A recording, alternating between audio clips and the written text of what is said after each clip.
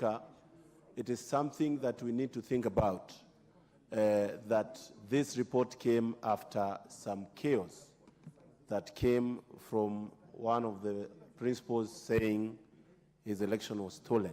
And Honorable Speaker, that brings me to my first point, that we need to cure the curse of losers of presidential elections causing havoc and forcing this country, Honorable Speaker, to a standstill for either benefits on their coalition.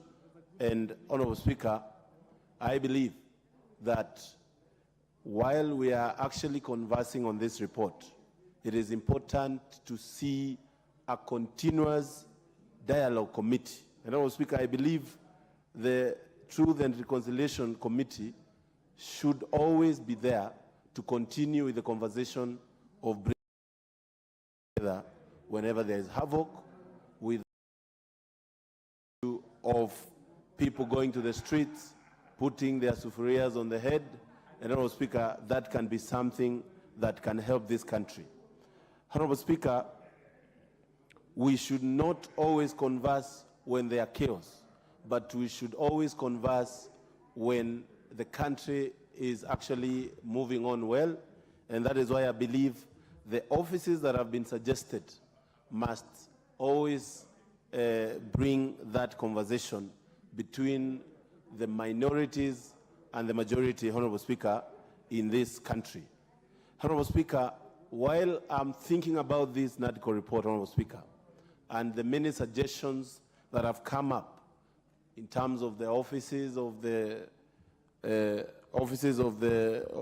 official opposition, and Honorable Speaker, I'm thinking we also need to think a lot on the size of the government that has been introduced in the 2020 Constitution.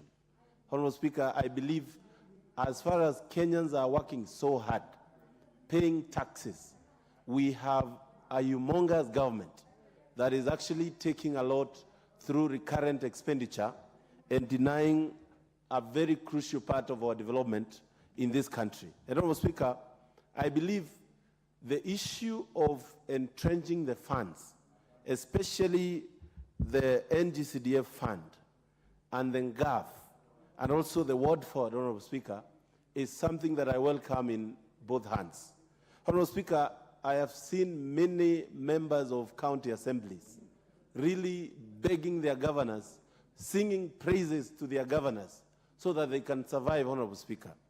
I believe not only should we give them a word fund, but they should be made clearly autonomous and their activities be clearly identified and funded directly from the budget, Honorable Speaker.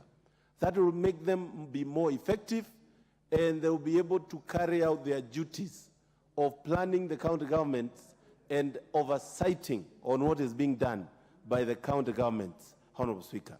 Honorable Speaker, as we also move on, we also need to look at the issue of elections, Honorable Speaker. It is unfortunate that at every election, at every point that we have finished up on elections, Honorable Speaker, there is always chaos in this country. And Honorable Speaker, it should bring this House into some sort of a discussion on how to cure completely the issue of plunging this country into chaos whenever there is just a mere general election. Many countries, Honorable Speaker, that we look up to have actually had elections in a year, and if you go to that country, you don't even notice or identify there's an election that is coming or that has just been concluded. Honorable Speaker, I believe that would be the ultimate source of praise for the 13th Parliament and of the NADCO committee, Honorable Speaker. I also propose, Honorable Speaker, a continuous NADCO committee engagement. And I believe, Honorable Speaker, we should see how this conversation can. Thank you. Members, let me just mention the fact that on this motion, we will have a balance of 28 minutes. In those 28 minutes, I would request us that if given a chance, do self-regulation so that I'm able to give for this side and for this side before we close. If you could use 3 minutes, the better, so that we have able to balance our interest to speak. This chance now goes to member for Emeru Adikir.